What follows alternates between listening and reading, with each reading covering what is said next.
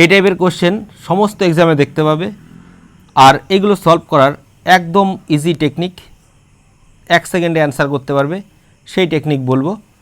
শুধুমাত্র তোমাকে চেক করতে হবে প্রথম পার্ট দ্বিতীয় পার্ট। প্রথম পার্টের স্কোয়ার কত 25, দ্বিতীয় পার্টের স্কোয়ার করো, দেখো √6 এর স্কোয়ার 6, 2 এর স্কোয়ার করলে 4, 4 × 6 করলে 24।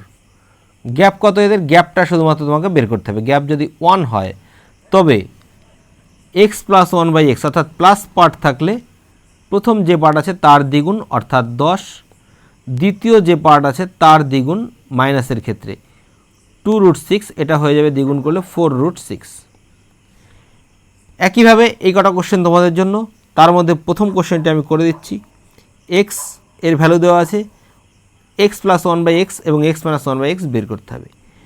প্রথমটার স্কোয়ার কত, 2 এর স্কোয়ার করলে 4, পরে আছে √3, √3 এর স্কোয়ার করলে 3, গ্যাপ = 1। তাহলে x + 1/x = হবে কত, 2 এর দ্বিগুণ 4, x - 1/x হবে √3 এর দ্বিগুণ 2√3।